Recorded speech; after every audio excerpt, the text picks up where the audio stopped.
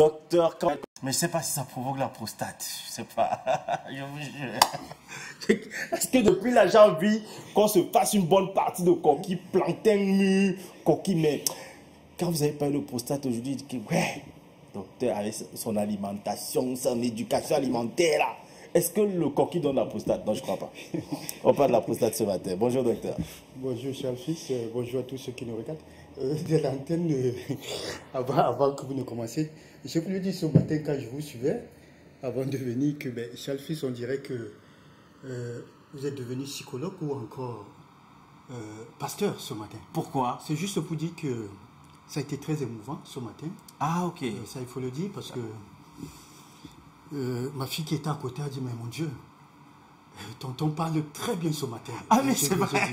Mais je suis flatté docteur. Mais voilà.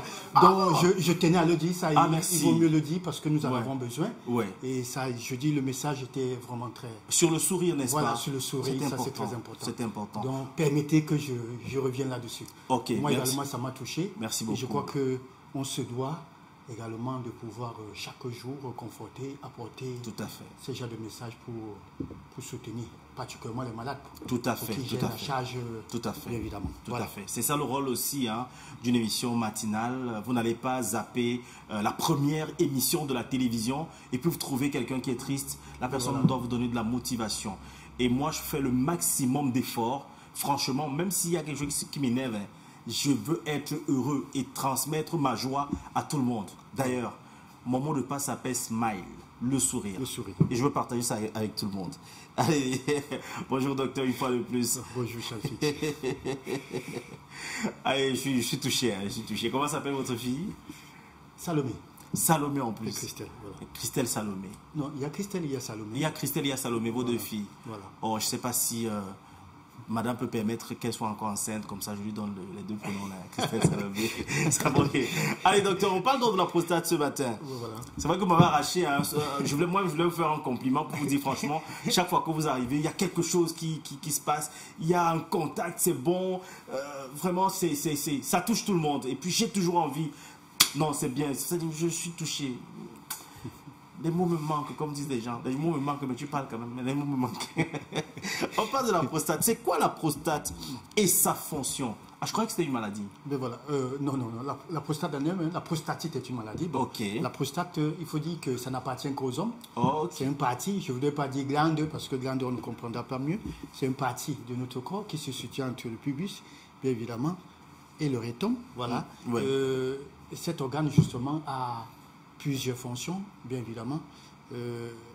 La première fonction, c'est justement, elle sécrète ce qu'on appelle le liquide séminal. Le liquide séminal. Voilà, le liquide séminal, c'est ce liquide-là prééjaculatoire, bien évidemment, qui sort avant le sperme, s'il faut le dire comme ça. Ok. Voilà, okay. Ce liquide transparent, bien évidemment, qui sort là. Une fois que l'homme est beaucoup plus excité, voilà, cela peut justement apparaître. Alors, il faut dire que ce liquide, bien évidemment, a comme rôle également de transporter et de protéger les spermatozoïdes. Ça, c'est important. Et la prostate également joue un rôle dans le contrôle du flux urinaire. Donc, voilà le rôle normalement de la prostate. Voilà. Ok, le rôle de la prostate. Alors, donc, ce n'est pas une maladie, c'est un organe en fait, voilà. Un élément assez important dans l'appareil génital de l'homme. Précisément. Voilà. Ok.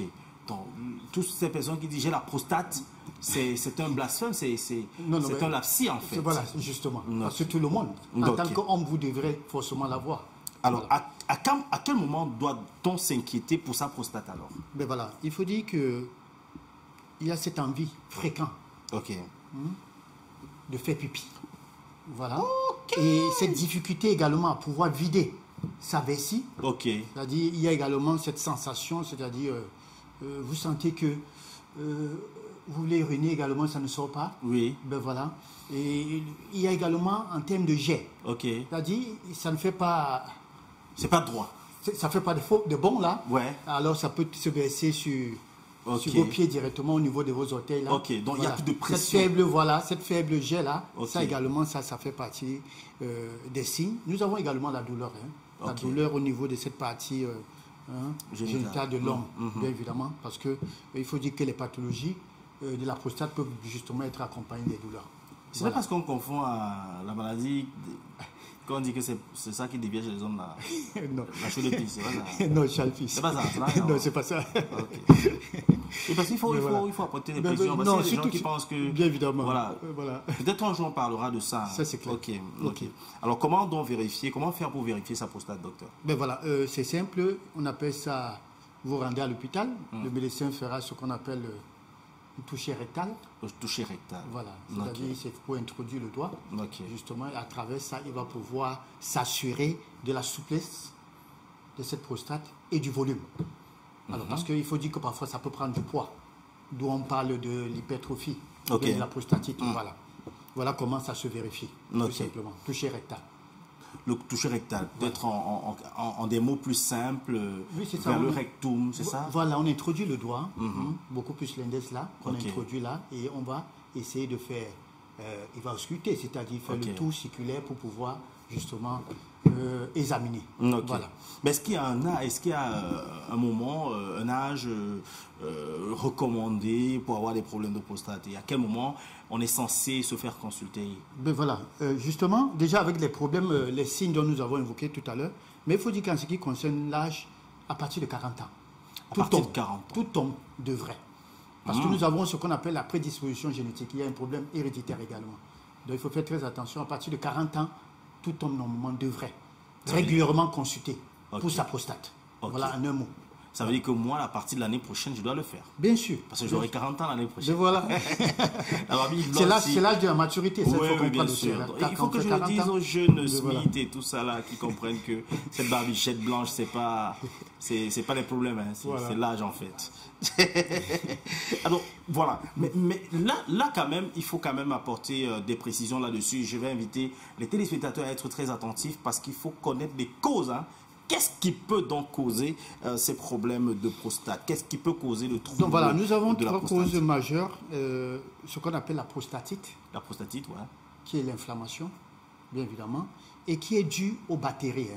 Une infection bactérienne. Voilà, des microbes en général. Nous avons ce qu'on appelle l'hypertrophie de la prostate.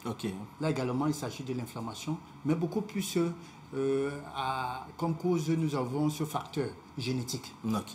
Quand on parle de l'hypertrophie de la prostate. Et enfin, nous avons ce qu'on appelle le cancer.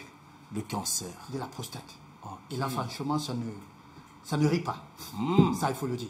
Donc, c'est des bactéries, c'est des infections, c'est ça? Oui, c'est des infections. On commence par des bactéries, la prostatite. Après, il y a ce facteur génétique. Après, en définitive, il y a ce qu'on appelle le cancer de la prostate. Alors, que répondez-vous à ceux qui pensent que les troubles de prostate sont très souvent causés par l'excès d'activité sexuelle? J'ai entendu ça quelque part. Ben voilà. Parce qu'il y a l'inverse également. Sur d'autres plans, on dit... Quand vous faites beaucoup, ça vous protège contre. Mais maintenant, je voudrais répondre à ce que vous venez de poser comme question là, pour dire déjà qu'en ce qui concerne la prostatite, puisque l'une des causes, 80% des causes, c'est bactérien, une infection bactérienne. D'où, justement, il faut faire très attention parce que les rapports multiples avec des partenaires multiples. Voilà, c'est des partenaires différents. Différents. Voilà. Différentes pour les hommes. Voilà. C'est beaucoup plus les hommes. Ben voilà. Alors, faites très attention parce que vous pouvez choper justement des infections en ce moment-là. Et ça serait très dangereux pour votre prostate. Donc, ça pourrait justement non seulement causer ce qu'on appelle trouble érectile. Que la chose ne se lève pas, en quelque sorte. Donc, faites très attention. Voilà. Donc, l'activité intense sexuelle, en fait, c'est l'infection que vous pouvez prendre. Ça n'a rien à voir avec le fait que vous soyez toujours en mouvement. Voilà. Mais maintenant, s'il faut embrayer, l'activité sexuelle, c'est-à-dire le fait, ça c'est pas moi qui le dis, d'après certaines recherches, on le dit déjà, en moyenne, on demande, on conseille d'ailleurs, en moyenne, 21 éjaculats. 21 éjaculats par mois protégerait l'homme contre le cancer de la prostate. S'il vous plaît, un bic. Un stylo. 21 éjaculations. Voilà.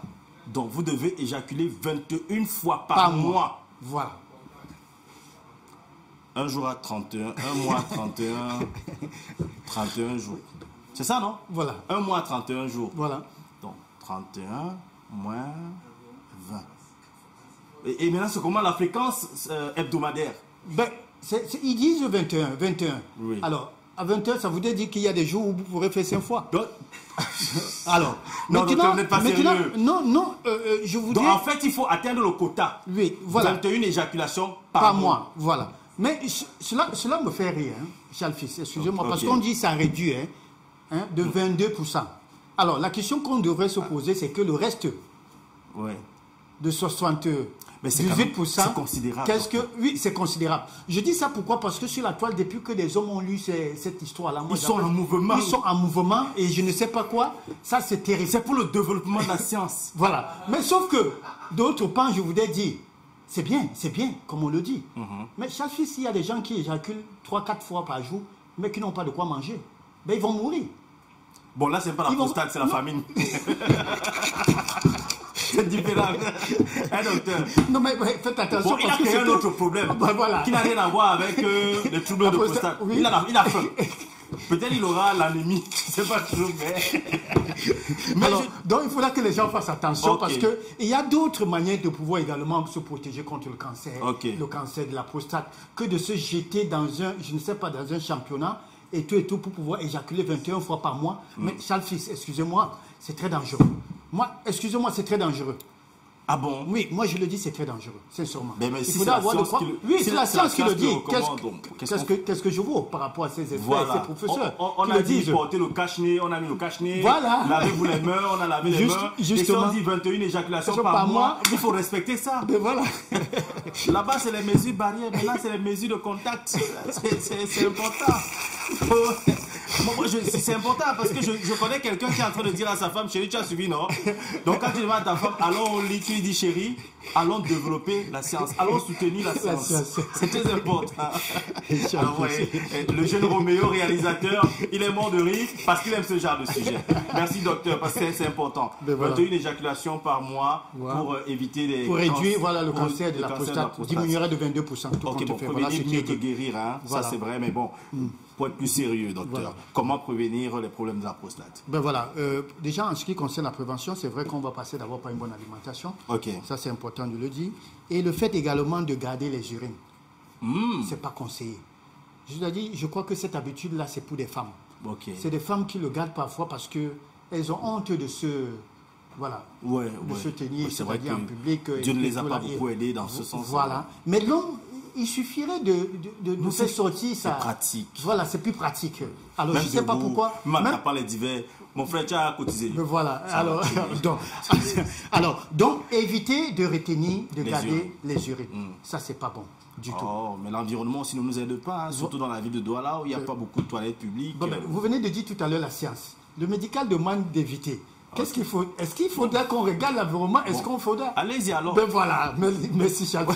Pour éviter qu'on puisse se contredire, je crois qu'il vaut mieux de respecter, comme vous l'avez dit tout à l'heure. Voilà. On va respecter. Parce que j'étais sur ceux qui disaient que 21 c'est trop. Vous avez dit il faut respecter la science. Non, respectons la science. Respectons donc la science. On va respecter la science. Il faut ne pas garder les urines. Il faut faire pipi, quel qu'en soit le lieu où vous vous trouvez. Faites attention, allez-y. Allez-y. Voilà, ça c'est important. Mais maintenant, parce que, docteur, je le disais aussi parce que, vous l'avez dit tantôt, ce monsieur qui veut justement respecter les recommandations scientifiques en faisant ça plusieurs fois parce qu'il veut atteindre le quota de 21 fois, il n'a pas mangé, il a peut-être prévenu, il s'est prévenu quand il prévient contre la prostate, mais il va chercher l'anorexie ou la maladie, la famine.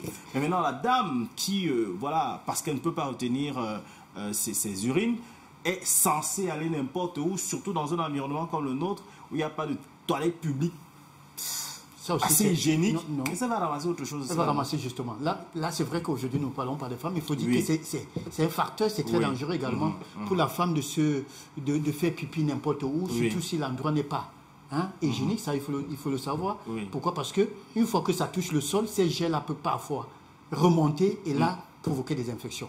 Ça, c'est pour la femme. Mais contrairement à l'homme, l'homme a besoin de se tenir. C'est debout. C'est vrai qu'il y a d'autres, des musulmans, des frères musulmans, eux, ils ont besoin de s'accroupir. Même jusqu'à là, quand même, ils prennent des dispositions pour pouvoir éviter. C'est différent. Oui, mais ça, c'est... Voilà, c'est différent. Ils font ça accroupis parce que j'ai peur, en fait, il ne faut pas que je dise quelque chose de pas clair, mais d'après les informations que j'ai pu avoir, les urines font partie de l'impureté. De l'impureté. Voilà, donc il ne faut pas que l'urine touche le corps, quand c'est sorti, voilà. ça doit sortir et ça reste là-bas. Voilà. Ça ne doit pas toucher le corps. C'est la raison pour laquelle parfois, ils ont parfois des pantalons sautés, parce que même la terre, la poussière aussi, est parfois considérée comme chose impure. Voilà. Donc, docteur, est-ce que l'orgasme réduit le risque de cancer de prostate? Oui, mais c'est ce que nous avons dit tout à l'heure. C'est le fait déjà. On peut faire l'amour sans atteindre son orgasme. Hein? Bien sûr, bien sûr, bien sûr, bien sûr. Bien sûr. Ça, c'est très important. Et là, je voudrais répondre. Je suis un expérimenté. Non, mais je voudrais répondre. Et ça, je voudrais répondre justement à ça, ce qu'on appelle l'orgasme de la prostate. Ok. Que beaucoup des hommes ignorent. Et ce qu'on appelle le point P. Le point P. Contrairement à ce qu'on appelle le point G chez la femme. Ok. Ça, excusez-moi de l'expression, ça va vous faire rire. Le point P, cet orgasme de la prostate, rend l'homme, je veux dire, fou. Oh, les Alors, promesses. quand on le pratique justement sur un homme, il peut abandonner, il peut signer un chèque même des millions, des milliards. Il te dit, bébé, je vais t'acheter là. Ben voilà. Donc, alors, je vous ai dit, tout simplement, cela procure beaucoup de choses comme vertu. Et que beaucoup ne le savent pas. Mais contrairement, ça, il faut l'expliquer pour que les gens comprennent, parce que il y a chez certains hommes où on a eu à le faire, et qui, par contre, étaient contents avant, ont commencé à exprimer, c'est-à-dire, comme je dis, des promesses et tout et tout. Mais par après, ils se fâchent encore. Pourquoi? Parce que la particularité avec cela, c'est que ça affaiblit la verge. Ça veut dire que ça ne tend pas.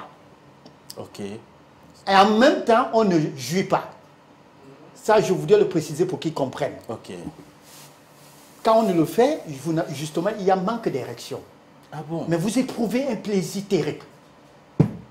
Ça, c'est ce qu'il faut comprendre. Vous n'éjaculez pas, il n'y a pas d'érection. Ça, c'est le point P. C'est dans la tête. C'est dans la tête, merci. Ça, c'est le point P chez l'homme. C'est ce qu'on appelle l'orgasme prostate. De la prostate. Prostatite encore. C'est là et je dis c'est sensationnel. Ça procure le bien-être, beaucoup de choses dans le... Ça a beaucoup de vertus. C'est pas ça qui donne sur la vessie. C'est les gens qui veulent sur les hôtels là. Tu es parti. Alors, que tu as touché le père par où? Donc c'est très important, je disais tantôt, ça a des vertus, très important chez l'homme. Oui. D'ailleurs, on pourrait même le pratiquer seul. On n'a pas besoin forcément d'un partenaire, d'un conjoint pour pouvoir le faire. Okay. Ça, c'est très important pour l'homme. Ça, il faut le savoir. Voilà. Wow. Mais alors, en ce qui concerne l'orgasme dont nous avons dit dans le jeu tout à l'heure, on a dit, voilà, on disait que ça réduit 21 éjaculations. Voilà, réduirait de 25%, 22% le cancer, le risque de cancer de la prostate. Ben voilà.